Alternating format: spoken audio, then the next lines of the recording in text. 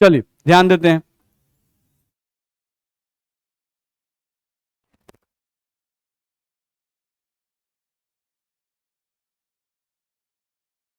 चलिए देखिए हम लोगों का तो लास्ट टॉपिक जो आपके नोट्स में दिया हुआ है वो है रेडियो सक्रियता।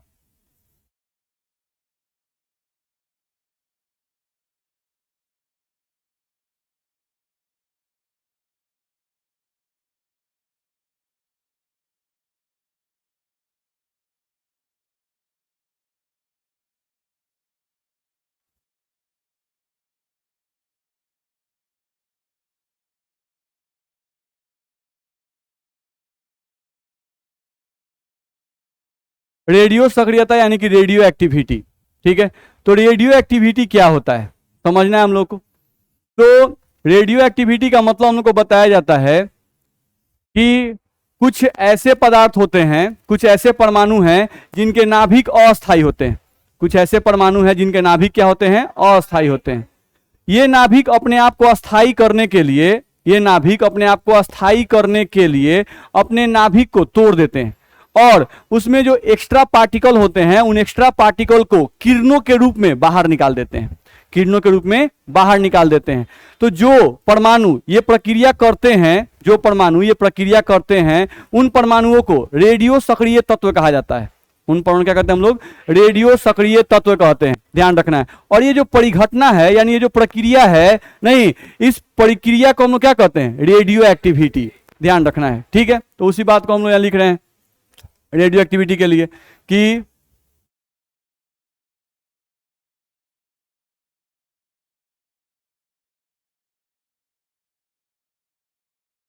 किसी परमाणु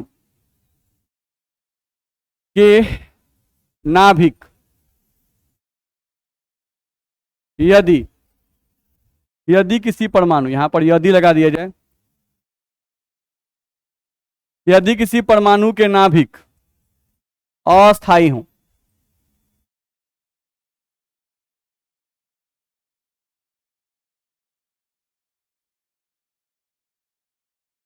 यदि किसी परमाणु के नाभिक, यदि किसी परमाणु का यदि किसी परमाणु का नाभिक अस्थायी हो तो वह परमाणु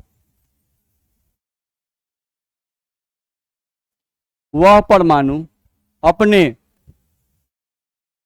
नाभिक को अस्थायी करने के लिए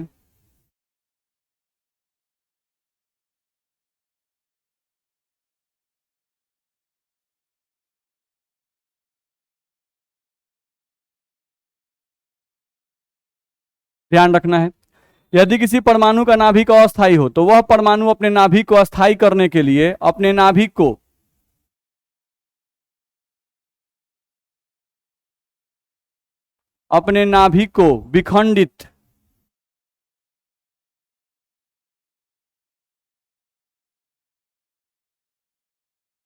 विखंडित कर देता है और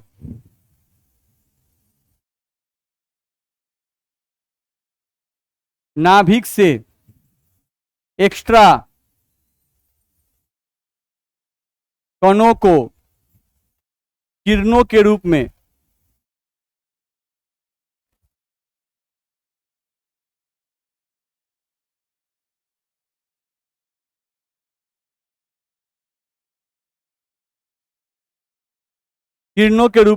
बाहर निकालता है, ध्यान रखना है।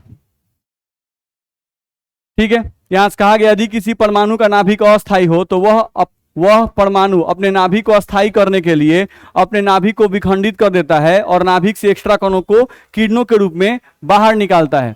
ऐसे परमाणु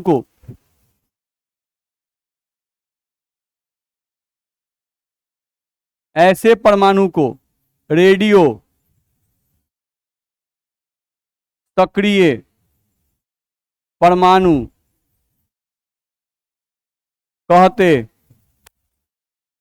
हैं और इस परिघटना को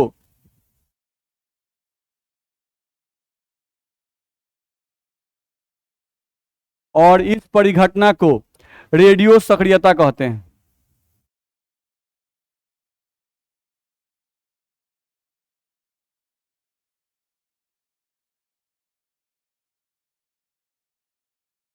इसमें दिक्कत है? तो कोई पूछता है कि रेडियो सक्रिय परमाणु किसे कहेंगे? नहीं, तो हम लोगों को सबसे पहला तो ये मतलब समझ में आया कि रेडियो सक्रिय परमाणु का मतलब हुआ कि वैसे परमाणु जिनके नाभिक अस्थायी होते हैं। ठीक है, तो वैसे परमाणु के नाभिक अपने आप को अस्थायी करने के लिए अपने नाभिक को तोड़ देते हैं। नहीं, और तोड़ के उसमें जो एक्स्ट्रा कण है जिनके कारण वो अस्थायी हो गए हैं। नहीं, नाभिक अस्थायी क्यों हो गए? एक्स्ट्रा कणों के कारण, उनके अंदर एक्स्ट्रा कण आ गए हैं, उन कणों को वो निकालना चाहते हैं। तो निकालने का उपाय है कि नाभिक अपने आप को तोड़ देते हैं और तोड़कर जो एक्स्ट्रा कण होते हैं उनको बाहर निकाल देते हैं। ध्यान रखना है। और उन कणों को वो किरणों के रूप में बाहर निकालते हैं, अदृश्य किरणों के रूप में बाहर निकालते हैं। तो जो परमाणु ये प्रक्रिया करता है भाई, उस परमाणु को रेडियो सक्रिय तत्व कहते हैं। नहीं, और ये जो प्रक्रिया है, जो परिघटना है, उसे रेडियो सक्रियता कहते हैं। दिक्कत है? ध्यान रखना है। नहीं होता है, जब परिवार बहुत बड़ा हो जाता है, उसमें फ्रिक्शन बहुत ज्यादा होता है, तो परिवार अस्थायी हो जाता है। नहीं, और परिवार के अस्थायित्व को बनाए रखने के लिए जरूरी है परिवार को तोड़ना, नहीं विखंडित करना। अब परिवार को तोड़कर, नहीं, जो लोग नहीं रहना चाहते हैं, अलग रहना चाहते हैं, उनको सबको बाहर निकाल दिया जाता है। नहीं कि ठीक है आप यहाँ जाकर रह जाइए, आप वहां जाकर रह जाइए, आप वहां रह जाइए। तो इससे परिवार क्या होगा? फिर से अस्थायी हो जाएगा। ठीक है, सेम कहानी यहाँ भी है। सब किसी का परिवार अस्थायी नहीं होता है, तो कुछ लोग अस्थायी होते हैं, तो वही उपाय है। नहीं हो रहा है, नहीं बर्दाश्त हो रहा है, तोड़ दीजिए। दिक्कत है? चलिए, अब यहां से हम लोग को ध्यान रखना है कि कौन से परमाणु ऐसे होते हैं। तो जनरली देखा जाए तो कहा जाता है कि यदि किसी परमाणु के नाभिक में प्रोटॉन तथा न्यूट्रॉन की संख्या में बहुत ज्यादा का अंतर होता है, तो सामान्यतः देखा जाता है कि वैसे नाभिक जो होते हैं वो अस्थायी होते हैं। ध्यान रखना है, ऐसा बोला जा रहा है कि सामान्यतः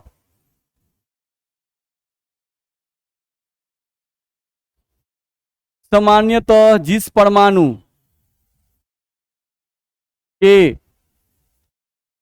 परमाणु के नाभिक में प्रोटॉन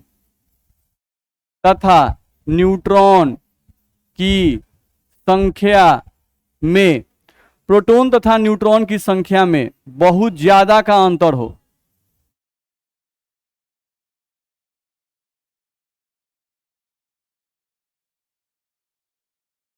बहुत ज्यादा का अंतर हो, तो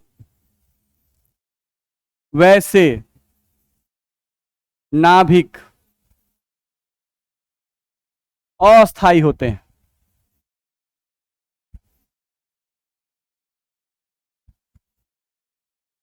वैसे नाभिक क्या होते हैं? अस्थायी। लिखा गया? नहीं, सामान्यतः जिस परमाणु के नाभिक में प्रोटॉन तथा न्यूट्रॉन की संख्या में बहुत ज्यादा का अंतर होता है, तो वैसे नाभिक क्या होते हैं? अस्थायी। जैसे ज्यादातर देखा जाए तो रेडियो एक्टिव तत्व जो होते हैं वो जो भारी तत्व होते हैं ना, उन्हीं का मिलता है। ध्यान रखना, जो भारी परमाणु होते हैं उन्हीं का ज्यादातर रेडियो सक्रियता गुण देखने को मिलता है। जैसे एग्जांपल के लिए आप यूरेनियम ले लो, यूरेनियम 92-235, इसका एक फॉर्म, एक 92-238 भी पाया जाता है। अब मान लो ये एक परमाणु है, कौन सी का है? यूरेनियम। इसका नाम क्या है? यूरेनियम। ध्यान रखना, यूरेनियम का बॉम्ब भी बनाया जाता है। ध्यान रखना है। अब यूरेनियम 92 हो गया इसका परमाणु संख्या और 235 का परमाणु भार। अब अगर हमको इसमें प्रोटॉन का संख्या बताना है तो 92 होगा, जितना परमाणु संख्या होता है उतना ही हम लोगों का प्रोटॉन का संख्या होता है, तो 92।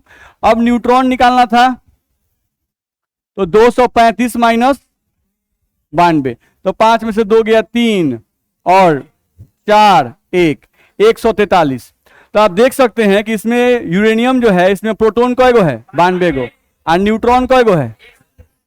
तो दोनों के संख्या में बहुत ज्यादा का अंतर है, बहुत ज्यादा का अंतर है। अब जैसे मान लो आप नॉर्मल कोई छोटा तत्व लेते हो, कार्बन 6-12, नहीं, तो इसमें प्रोटॉन कय गो? 6 गो, और न्यूट्रॉन निकालिए तो 12 माइनस 6, तो इसमें प्रोटॉन का संख्या, न्यूट्रॉन का संख्या, तो ऐसा परमाणु क्या होगा?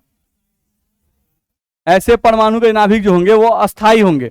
लेकिन यूरेनियम के केस में प्रोटॉन न्यूट्रॉन की संख्या में बहुत ज्यादा का अंतर है, तो क्या होंगे? अस्थायी। तो इसी कारण से आपका यूरेनियम जो है ये रेडियो एक्टिव एलिमेंट कहलाएगा।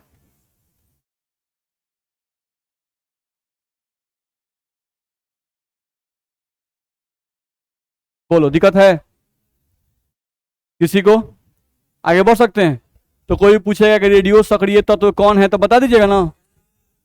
चलिए, अब हम लोग को ध्यान रखना है कि जो रेडियो सक्रिय तत्व होते हैं, ये नाभिक में से जिन किरणों को निकालते हैं, उन किरणों में से कुछ किरण होते हैं अल्फा किरण, बीटा किरण, गामा किरण, न्यूट्रिनो, एंटी न्यूट्रिनो, ये सब किरणें बाहर निकलती हैं। देखा जाए, यहां से कहा गया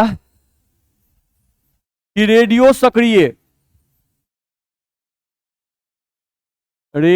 सक्रिय परमाणु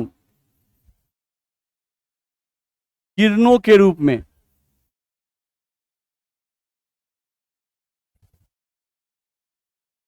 रेडियो सक्रिय परमाणु किरणों के रूप में क्या निकालते हैं भाई? अल्फा किरण,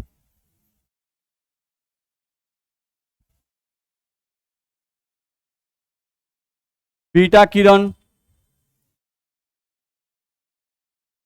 गामा किरण, न्यूट्रिनो,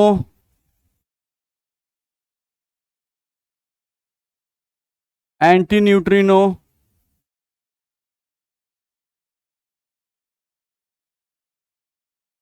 आदि। ध्यान रखना है, रेडियो सक्रिय परमाणु किरणों के रूप में अल्फा किरण, बीटा किरण, गामा किरण, न्यूट्रिनो, एंटी न्यूट्रिनो आदि का उत्सर्जन करते हैं। उत्सर्जन का मतलब बाहर निकालते हैं, उत्सर्जन करते हैं, ये हम लोग को ध्यान रखना होगा।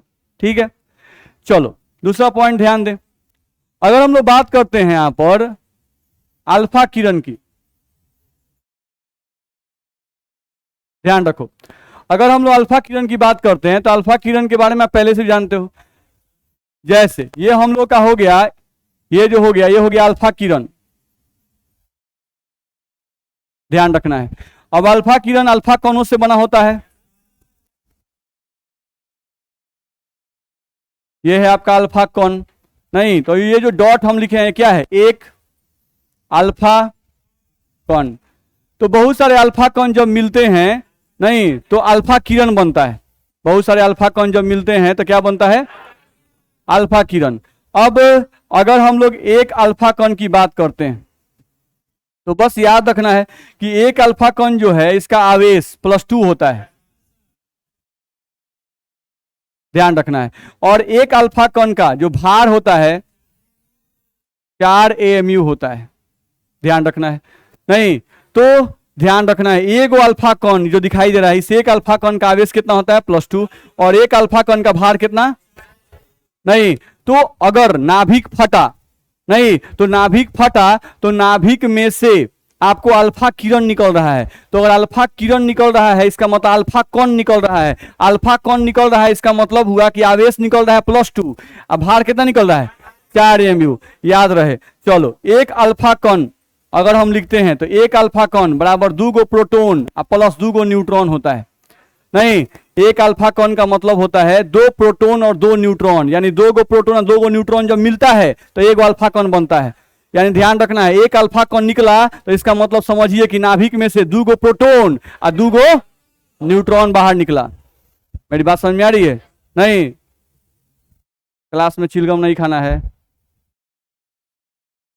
नहीं ये सब आदत नहीं। चिलगम खाना है, बहरी खाना है, खा के बहरी थूक के तब आना है। बात समझ में आ रहा है ना? नहीं, अब मुंह में खा रहे हैं, पूरा मुंह चला रहे हैं, गलत आदत है। यहां ध्यान दीजिए, यहां पर क्लियर करें। अब एक अल्फा कण जो है, एक अल्फा कण जो है, नहीं उस पर आवेश +2, भार 4 AMU। तो वो पूछता है कि एक अल्फा कण किससे बना है? तो 2 गो प्रोटॉन और 2 गो न्यूट्रॉन जब आपस में मिलते हैं तब एक अल्फा कण बनता है। यानी जब भी कोई बोलता है कि नाभिक में से एक अल्फा कण निकला, अच्छा एक अल्फा कण निकला, इसका मतलब नाभिक में से 2 गो प्रोटॉन और 2 गो न्यूट्रॉन एक साथ चिपक के निकल गया। बात समझ में आ रहा है? तो ये हम लोग को ध्यान रखना होगा, इतना में दिक्कत है। चलिए दूसरा हम लोग को, हाँ बोलिए, किसी को बोलना है? हम बोला, कोई बोला है सर?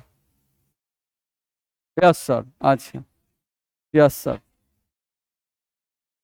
चलिए हम लोग बात करते हैं बीटा किरण की।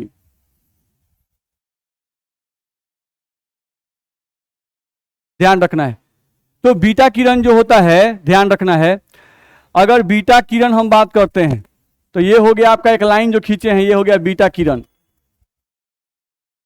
ठीक है, अब बीटा किरण जो है ये बीटा कण से बना है, तो इसमें एक बीटा कण ध्यान रखना है। ठीक है, अब एक बीटा कण की बात कीजिएगा, एक बीटा कण की अगर बात करते हैं तो एक बीटा कण का जो आवेश होता है वो होता है -1।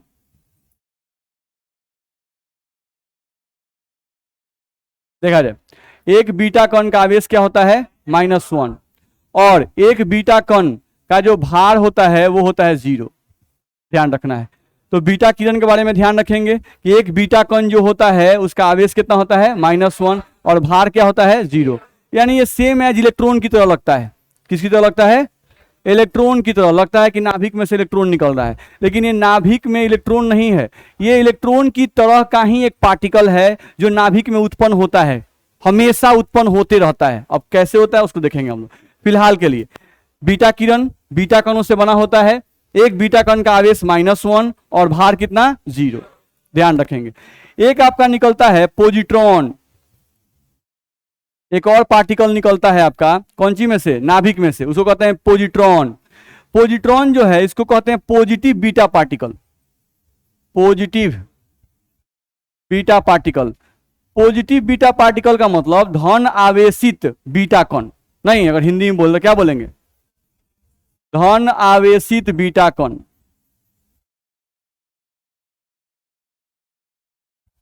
ये आपका होता है धन आवेशित बीटा कण। ठीक है, अब इसके बारे में ध्यान रखिए। अगर एक पॉजिट्रॉन की बात करेंगे, एक पॉजिट्रॉन की बात करेंगे तो एक पॉजिट्रॉन का अगर आवेश कोई पूछे तो उसका आवेश होता है +1, और अगर इसका कोई भार पूछे तो इसका भार होता है 0। ध्यान रखना है। तो एक अल्फा किरण हम लोग समझे नहीं, बीटा पार्टिकल समझ गए और पॉजिट्रॉन पार्टिकल समझ गए। तीसरा हम लोग को देखा जाए तो आता है गामा, गामा रे यानी गामा किरण। तो गामा किरण को देखें तो गामा किरण को ऐसे दिखाया जाता है। नहीं, अब अगर ध्यान रखें तो एक गामा कण के बारे में अगर चेक करें तो इसका भार भी 0 होता है और इसका आवेश भी 0 होता है, यानी ये चार्जलेस और मासलेस पार्टिकल होता है। हाँ बोलिए। कोई भारी नहीं है, सही बात है। जितना ही पार्टिकल होते हैं, फोटोन भी जो होते हैं, उनका बेचारा कोई मास नहीं होता है।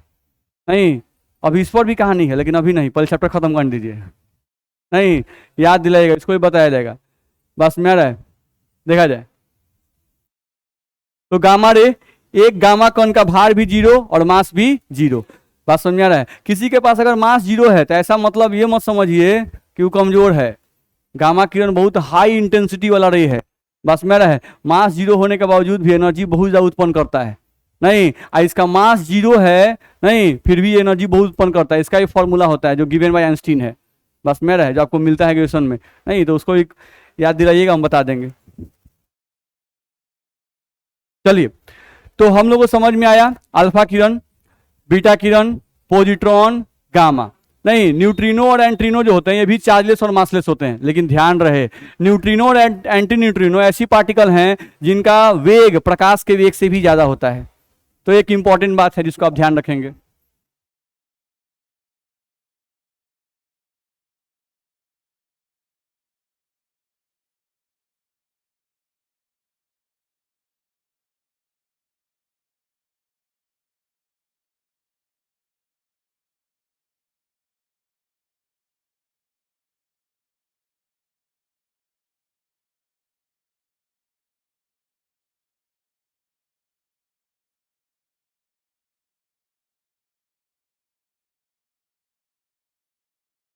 ध्यान रखना है, जनरली जो भी पार्टिकल्स आप देखते हो उन पार्टिकल्स का वेग जो है वो प्रकाश के वेग से कम होता है, लेकिन ये दो ऐसे पार्टिकल हैं न्यूट्रिनो और एंटी न्यूट्रिनो जिनका वेग प्रकाश के वेग से क्या होता है? ज्यादा होता है। चलो अब समझने की कोशिश करो। अगर कोई भी रेडियो सक्रिय तत्व है, मान लो एक रेडियो सक्रिय तत्व है X, नहीं, जिसका परमाणु संख्या मान लो कि A है और परमाणु भार B है। ठीक है, एक तत्व है X जिसका परमाणु संख्या A है और परमाणु भार B है। ठीक है, अब इस परमाणु में से हम लोग अल्फा कण निकाल दिए, एक अल्फा कण निकाल दें। ठीक है। तो अगर एक अल्फा कण निकालिएगा तो ध्यान रखना है अल्फा कण का आवेश +2 और भार 4mu। तो याद रखना है कि अब ये तत्व x है, नहीं अब ये तत्व x नहीं रहेगा, ये y हो जाएगा। नहीं क्या होगा, इस तत्व का परमाणु संख्या ये क्या है,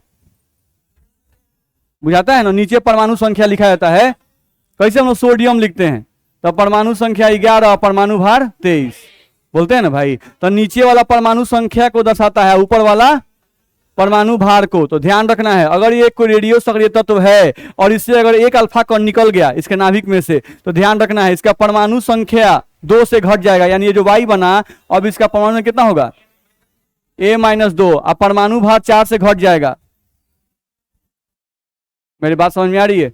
तो ध्यान रखना है एक अल्फा कण अगर निकलता है, किसी भी परमाणु में से अगर एक अल्फा कण निकलेगा तो एक अल्फा कण निकालने से परमाणु संख्या भी बदल जाती है और परमाणु भार भी बदल जाता है। नहीं जैसे मान लो यूरेनियम 92 रहता, नहीं अगर यहां पर हम देखें, अगर ये यूरेनियम 92 है और मास इसका 235 है, नहीं अब इसमें से आप बोल दो कि सर इसमें से एक अल्फा कण आप निकाल दो, तो अगर एक अल्फा कण निकालते हो भाई देखो यहाँ पे एक लिखा हुआ है एक अल्फा कण, तो अब ये जो तत्व होगा, ये जो नया तत्व बना जिसको हम लोग मान लो वाई मान रहे हैं अभी, तो इसका परमाणु संख्या कितना हो जाएगा 92 - 2 और ये हो जाएगा 235 - 4, नहीं तो 92 - 2, तो वाई जो होगा इसका परमाणु संख्या कितना 90 और 235 में 4 गया तो कितना 231, यानी लगभग ये थोरियम हो जाएगा। थोरियम का परमाणु संख्या कितना होता है 90।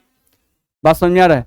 तो कहने का मतलब हुआ कि जैसे ही परमाणु संख्या बदलेगा, तो परमाणु संख्या बदलेगा तो क्या तत्व नहीं बदलेगा, बदल जाएगा। यानी कि रेडियो सक्रियता एक ऐसी प्रक्रिया है जिस प्रक्रिया के द्वारा तत्वों का या परमाणु का पूरा परमाणु का रूप ही बदल जाता है। नहीं बदल रहा है, आपका ये परमाणु था, नहीं अब ये परमाणु थोरियम हो गया, अब इसमें से और अगर अल्फा कण निकल गया तो इसका और कुछ चेंज कर जाएगा, और कुछ निकल गया तो और कुछ कम हो जाएगा। बात समझ आ रहा है? चलिए दूसरा पॉइंट ध्यान दीजिए यहां से, अगर एक्स कोई तत्व है, कोई परमाणु है जिसका परमाणु संख्या A है और परमाणु भार B है, नहीं और इसमें से आप क्या करते हो कि बीटा कण बाहर निकालते हो। क्या निकालते हो? बीटा कण। बीटा कण आप बाहर निकाल रहे हो, तो बीटा कण पे चार्ज कितना होता है और मास कितना, तो यहां पर ध्यान रखना है कि यहां जो तत्व बनेगा आपका Y, नहीं तो इसका परमाणु से कितना है A, अब इसका परमाणु संख्या 1 से बढ़ जाएगा, A+1 हो जाएगा, नहीं और इसके परमाणु भार में कोई भी फर्क नहीं पड़ेगा। ध्यान रखना है यानी सिर्फ बीटा कण निकलने से परमाणु संख्या में अंतर पड़ता है, परमाणु भार में कोई अंतर नहीं पड़ता है। मेरी बात समझ आ रही है? तो यहाँ पर बीटा पार्टिकल जैसे ही आपका निकलेगा, बीटा पार्टिकल जैसे ही निकलेगा, इस तत्व का परमाणु संख्या पहले A था, अब क्या हो जाएगा A+1 हो जाएगा। सेम एज ध्यान रखना है अगर कोई तत्व आपको दिया हुआ है X, A और B और इसमें से आप पॉजिट्रॉन बाहर निकालते हो, माइनस मतलब निकालना होता है, अब यहां से क्या निकाल रहे हो पॉजिट्रॉन, पॉजिट्रॉन भी को भी बीटा से दिखाते हैं, बस अंतर क्या होता है कि इसका चार्ज +1 और मास 0, नहीं तो अब यहां पर जो पार्टिकल बनेगा Y, इसका एटॉमिक नंबर 1 से घट जाएगा लेकिन मास में कोई फर्क नहीं आएगा। ये ध्यान रखेंगे? नहीं तो ये सब हम लोग को ध्यान में रखना पड़ेगा कि कौन सा पार्टिकल निकलता है तो क्या फर्क पड़ता है। तो अल्फा पार्टिकल निकलेगा तो परमाणु संख्या 2 से घटेगा और परमाणु भार 4 से घटेगा। अगर बीटा पार्टिकल निगेटिव वाला बीटा पार्टिकल अगर निकलेगा, नहीं तो परमाणु भार में कोनो फर्क नहीं पड़ेगा लेकिन परमाणु संख्या जो है 1 से बढ़ जाएगा। ध्यान रखना है क्योंकि इधर -1 है, इधर तो +1 हो जाएगा। ध्यान रखना है। अब ये पॉजिटिव बीटा पार्टिकल है, निगेटिव बीटा पार्टिकल नहीं है, पॉजिटिव बीटा पार्टिकल। तो पॉजिटिव बीटा पार्टिकल अगर किसी परमाणु के नाभिक में से निकलता है तो जो नया परमाणु बनेगा उसका परमाणु संख्या पहले वाले परमाणु के सापेक्ष में 1 से कम होगा। बोलिए दिक्कत है? सब ध्यान रहेगा? चल दूसरे पॉइंट पे आ जाइए। देखा जाए हम लोग यहां से ध्यान दें तो जैसे क्वेश्चन आपके नोट्स में दिया गया होगा, आपका नोट्स है आपके पास, उसके लास्ट पेज में एक क्वेश्चन दिया गया होगा, उस क्वेश्चन को देखें थोड़ा।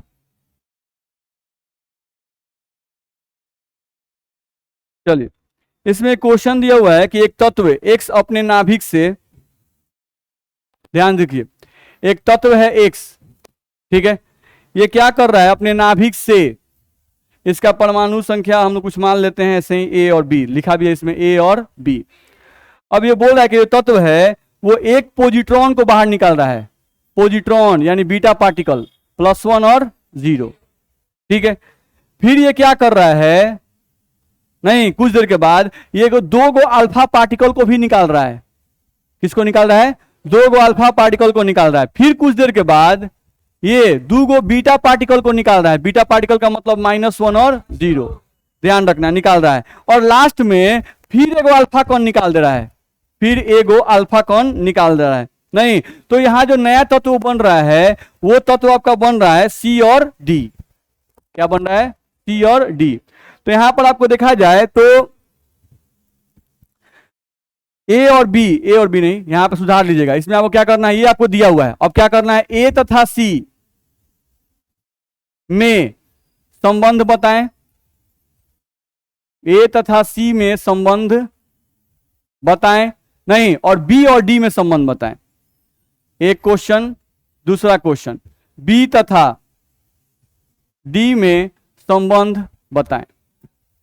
नहीं यही क्वेश्चन है, अपने क्वेश्चन सारे उसमें ए तथा बी लिख दिया हुआ है, टाइपिंग मिस्टेक है। तो ए तथा सी में संबंध बताना है और बी तथा डी में संबंध बताना है। तो बड़ा ही आसान सा क्वेश्चन है, देखते हैं। देखो तो हम लोग का एक्स दिया गया है, यहां से ए और बी दिया हुआ है। चलो यहां से हम लोगों का देखा जाए तो पहले क्या निकाला गया है, +1 और 0। तो अभी इसको एक्स ही मान चलते हैं कि चलो एक्स ही है हमारा। अब इसका परमाणु संख्या 1 से घटेगा और ये तो बी ही रहेगा, कोई चेंज नहीं आएगा।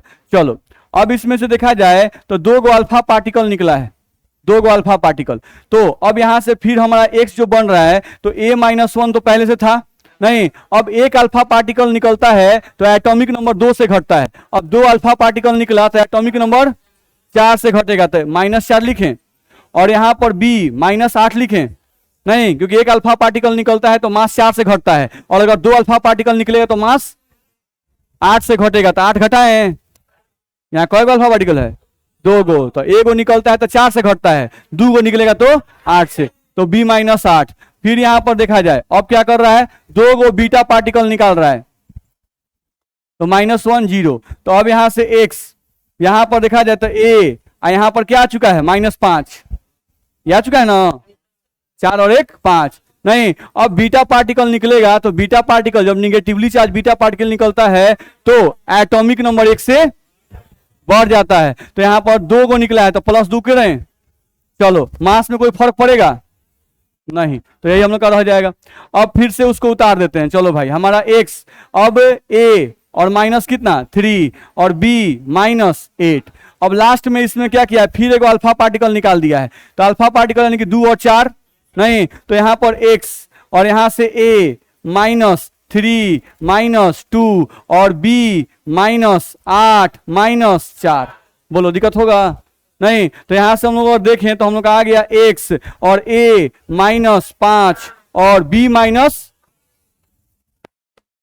बोलो दिक्कत है नहीं? तो ये हमारा आ गया। तो ये जो आया वो वही आ गया, यानी इसके जगह पर ही क्या लिखा गया है, y d c। तो वो बोलेगा c बराबर क्या आया, तो यही तो बताना था, c बराबर क्या आएगा, तो a -5 और d बराबर क्या आया,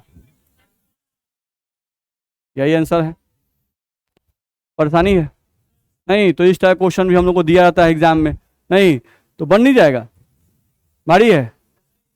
चल आगे बढ़े, चलो दूसरे पॉइंट पे आ जाओ, ध्यान से देखो। यहां पर देखो होता क्या है कि जो आपका नाभिक होता है, जो आपका नाभिक होता है उसमें प्रोटॉन और न्यूट्रॉन प्रेजेंट रहते हैं, नहीं तो नाभिक के अंदर हमेशा एक कन्वर्जन चलते रहता है, नाभिक के अंदर हमेशा एक बदलाव चलते रहता है। वो बदलाव क्या होता है समझो, हम लोग का नाभिक के अंदर जो प्रोटॉन है आपका, ये बदलता है न्यूट्रॉन में। प्रोटॉन कौन सी बदलता है, चलो थोड़ा बैलेंस करते हैं, ध्यान से बैलेंस करो। तो प्रोटॉन का आवेश कितना, +1, इसका मास भी 1, नहीं सापेक्षिक मास, रिलेटिव मास कितना 1। तो प्रोटॉन एक ऐसा कण है जिसका आवेश भी 1 होता है और भार भी कितना 1 होता है। चलो न्यूट्रॉन पे ध्यान दो, न्यूट्रॉन का आवेश कितना और भार कितना 1, यही ना होता है, ठीक है, चलो अब यहां पर ये दोनों तरफ बैलेंस रहता है, तो बैलेंस रहता है तो यहां पर अच्छा +1 है, तो यहां पर जरूर कोई ऐसा पार्टिकल होगा नहीं जो -1 होगा, और यहां पर एक पार्टिकल जिसका मास क्या होगा 0।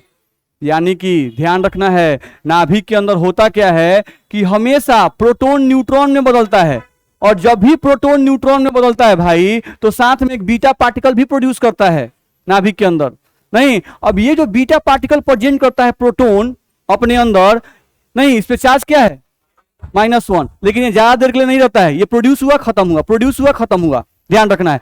लेकिन ये जब प्रोड्यूस होते रहते हैं तो माइनस चार्ज, अब सोचो एगो माइनस चार्ज, नहीं इस माइनस चार्ज को ये प्लस भी चाहता है खींचना, ये प्लस भी चाहता है खींचना, ये प्लस भी चाहता है खींचना, ये प्लस भी चाहता है खींचना, तो इस एगो माइनस चार्ज के कारण सब प्लस आपस में सटा हुआ है कि नहीं सटा हुआ है?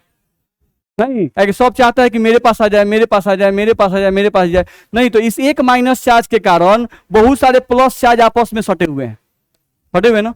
नहीं तो जैसे दिमाग में ये कभी कभी आता है कि सर नाभिक में प्रोटॉन रहते हैं, नहीं, और अगर नाभिक में प्रोटॉन रहते हैं तो प्रोटॉन पर तो धन आवेश होता है, नहीं, और अगर प्रोटोनों पर धन आवेश होता है, प्रोटॉन पर अगर धन आवेश होता है तो धन आवेश के बीच में क्या होता है विकर्षण, नहीं तो सभी उतने प्रोटॉन जो हैं वो नाभिक में एक साथ कैसे रह पाते हैं? तो इसका एक जवाब आता है आपको, और फिजिक्स में भी इसको मिलेगा, मेसॉन कॉन्सेप्ट, उसमें पढ़िएगा आप। लेकिन फिलहाल के लिए भी हम इतना ध्यान रखेंगे, थोड़ा सा कॉन्सेप्ट ध्यान रखेंगे कि नाभिक के अंदर हमेशा प्रोटॉन न्यूट्रॉन में कन्वर्ट करता है, और जब भी वो न्यूट्रॉन में कन्वर्ट करेगा तो एक बीटा पार्टिकल फॉर्म करेगा। नहीं, अब ये जो बीटा पार्टिकल फॉर्म होता है, ये बीटा पार्टिकल बहुत सारे प्रोटॉन को अपने साथ सटा के रखता है, नहीं फिर एक जैसा ही खत्म हुआ था प्रोड्यूस हो जाएगा, एक खत्म हुआ था प्रोड्यूस हो जाएगा। मेरी बात समझ में आ रही है? ठीक, अब दिमाग में ही मत रखना है कि सर सारा प्रोटॉन में न्यूट्रॉन में बदल जाएगा, नहीं ऐसा नहीं, ये वाइस वर्सा कन्वर्जन होता है, यानी कि जैसे ही प्रोटॉन न्यूट्रॉन में कन्वर्ट करता है तो न्यूट्रॉन भी प्रोटॉन में कन्वर्ट करता है, ये कन्वर्जन हमेशा चलते रहता है। आपका प्रोटॉन न्यूट्रॉन जो है ये भी प्रोटॉन में कन्वर्ट करता है, ध्यान रहे, न्यूट्रॉन पे चार्ज कितना 0, मास कितना 1, चलो प्रोटॉन पर 0 प्लस, देख लो भाई पहले ऊपर वाला बैलेंस था ना, ऊपर वाला 1 मिनट चेक कर लेते हैं, 1 + 0 और यहां +1 है, सॉरी यहां पर +1 होगा, यहां पर ये पोस्ट्रोन प्रोड्यूस करता है क्योंकि यहां +1 और यहां +1। अब चलो इसमें आ जाओ, 0 और 1, और ये +1 और 1, 0 नहीं, यहां पर क्या आएगा 1, प्रोटॉन है। चलो अब यहां पर एक पार्टिकल प्रोड्यूस होता है जिसका चार्ज -1 और मास कितना 0, ध्यान रखना है। जैसे यहां पर देख लो +1 था तो यहां पे +1 और 0 मिलकर क्या बनाएंगे +1, यहां देखो ऊपर 1 था तो 1 + 0 मिलकर क्या बनाएगा 1, 0, 1 + 0 मिलकर बनाएगा 0, एक से एक बैठा हुआ है। यहां देखिए यहां 1 है तो इधर भी 1 + 0 मिलके 1, यहां 0 है तो +1 और -1 मिलके 0, ध्यान रखना है। अब यहां पर ध्यान रखेंगे कि न्यूट्रॉन जो है ये कन्वर्ट करता है प्रोटॉन में और प्लस बीटा पार्टिकल में, यानी कि जिस तरह से प्रोटॉन न्यूट्रॉन में कन्वर्ट करता है वैसे ही, जिस वजह से प्रोटॉन न्यूट्रॉन में बदलता है वैसे ही न्यूट्रॉन भी प्रोटॉन में प्रोड्यूस करता है, और जैसे ये एक पॉजिटिवली चार्ज पार्टिकल प्रोड्यूस करता है वैसे ही ये एक निगेटिवली चार्ज पार्टिकल प्रोड्यूस करता है, और ये प्रोड्यूस होते हैं खत्म होते हैं, प्रोड्यूस होते हैं खत्म होते हैं, नहीं जैसे ही ये प्रोड्यूस होगा ये खत्म होगा, ये प्रोड्यूस होगा ये खत्म होगा, ध्यान रखना, यानी ये प्रोडक्शन चलता ही रहता है।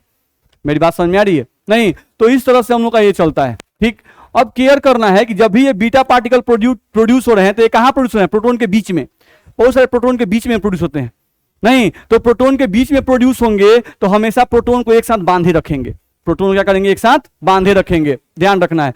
तो ये कन्वर्जन आपका चलते रहता है, ध्यान रखना है। ठीक, अब सोचो जैसे अभी तुम बोल रहे थे कि एक्स एक पार्टिकल है ए और बी, एक्स एक परमाणु है जिसका परमाणु संख्या ए है और परमाणु भार बी है, ठीक है। आप क्या करते हो, बोल रहे हो कि इसमें से क्या निकलता है, मान लो बीटा पार्टिकल निकल रहा है, क्या निकल रहा है बीटा पार्टिकल, -1 और 0, अच्छा -1 और 0 निकल रहा है, अच्छा बीटा पार्टिकल, अच्छा ये प्रोड्यूस कब होता है, ये कब प्रोड्यूस होता है, जब न्यूट्रॉन प्रोटॉन में बदलता है, यानी न्यूट्रॉन मर गया और उसके बाद पैदा कौन हो गया, प्रोटॉन। अच्छा किसी भी परमाणु का परमाणु संख्या प्रोटॉन पर निर्भर करता है कि न्यूट्रॉन पर, प्रोटोन पर। तो समझो कि ये जो हम लोग का परमाणु है, ये एक बीटा पार्टिकल निकाल दिया। नहीं तो एक बीटा पार्टिकल निकाला यानी इस परमाणु में एक न्यूट्रॉन कम हो गया। नहीं नहीं, एक न्यूट्रॉन कम हो गया और उसके स्थान पर नाभिक में बच कौन गया? प्रोटोन। क्योंकि प्रोटोन नहीं निकल रहा है भाई, बीटा पार्टिकल निकला है। बात समझ में आ रहा है? न्यूट्रॉन बदला प्रोटोन में, अब प्रोटोन उसी में रह गया, जो बीटा पार्टिकल जो एक्स्ट्रा बना वो निकल गया। नहीं तो यानी बीटा पार्टिकल निकल रहा है, इसका मतलब हुआ कि अच्छा जरूर जो है न्यूट्रॉन प्रोटोन में बदला है। तो न्यूट्रॉन अगर प्रोटोन में बदलेगा तो हमको ही बताइए कि परमाणु संख्या 1 से बढ़ेगा कि नहीं बढ़ेगा? बढ़ेगा। नहीं, क्योंकि प्रोटोन की संख्या बढ़ गई। बीटा पार्टिकल प्रोड्यूस होने से क्या बढ़ता है? प्रोटोन की संख्या बढ़ जाती है। तो प्रोटोन की संख्या बढ़ेगी तो परमाणु संख्या 1 से बढ़ जाएगा। नहीं, इसीलिए आप ऐसा लिखते हो x a + 1 और यहां पर b लिखते हैं। सोचो हम लिखे थे अभी x a b और यहां पर ऐसे एरो लिए थे और लिखे थे क्या कि नहीं इसमें से अब पॉजिट्रॉन निकाल दो, इसको निकाल दो। तो सोचो कि पॉजिट्रॉन बनता कब है? नहीं, यानी जब प्रोटोन कम होता है। अच्छा प्रोटोन कम हो गया यानी परमाणु संख्या कम हो जाएगा। नहीं, यानी यहां पर परमाणु संख्या जो है 1 से कम होगा कि नहीं होगा? नहीं, और परमाणु भार वैसे ही रह जाएगा। परमाणु भार में फर्क काहे नहीं पड़ रहा है? काहे कि प्रोटोन और न्यूट्रॉन का भार क्या होता है? सेम होता है। नहीं तो प्रोटोन और न्यूट्रॉन का भार सेम होता है भाई। तो अगर प्रोटोन न्यूट्रॉन में बदला या न्यूट्रॉन प्रोटोन में बदला तो दोनों के भार में कोई फर्क आएगा? नहीं। अंतर कौन सी में आएगा? चार्ज में। यानी अंतर कौन सी में आएगा? परमाणु संख्या में। दिक्कत है? ठीक, मान लीजिए नहीं समझ में आए, उससे कोई फर्क नहीं पड़ता है। आपको क्या ध्यान रखना है कि जब अल्फा निकले, जब अल्फा कण एगो निकलेगा परमाणु में से, तो परमाणु संख्या 2 से घटेगा और परमाणु भार 4 से। ये याद कर लेना है। काहे घटता है उससे मतलब नहीं है, घटता है। क्योंकि एग्जाम में यह पूछता है कि 2 अल्फा कण निकला तो बताओ परमाणु संख्या कितना से घटा, परमाणु भार कितना से घटा। तो इसी पर दिमाग लगाना है। बीटा कण अगर निगेटिवली चार्ज बीटा कण निकला नहीं तो परमाणु संख्या 1 से बढ़ जाएगा और परमाणु भार पर कोनो फर्क नहीं पड़ेगा। काहे होता है उससे कोनो मतलब नहीं है। अगर हम लोगों को पॉजिटिव बीटा पार्टिकल निकलता है तो परमाणु संख्या 1 से घट जाएगा। नहीं, परमाणु भार पे कोई फर्क नहीं पड़ेगा। इसमें दिक्कत है? तो यहां से ये चैप्टर हम लोग का फिनिश्ड हो गया। दिक्कत है इसमें? नहीं। अब आप इसके लिए टेस्ट का बढ़िया से तैयारी करेंगे। मंगलवार को आपका टेस्ट होगा, बस में आ रहा है। और हम लोग ट्यूसडे से नया चैप्टर को स्टार्ट किया जाए। वेडनेसडे से मंडे के दिन तो आपका इंट्रोडक्शन होगा, चैप्टर स्टार्ट होगा। तो नहीं, उससे आपको मेहनत थोड़ी ना करना है। और एटॉमिक से कोई भारी चैप्टर थोड़ी ना है, आप तो एकदम उसको ऐसे पढ़ लिए तो रिवीजन हो जाएगा। बस में आ रहा है। तो आप लोग रिवीजन करके आएंगे। सोमवार को आना है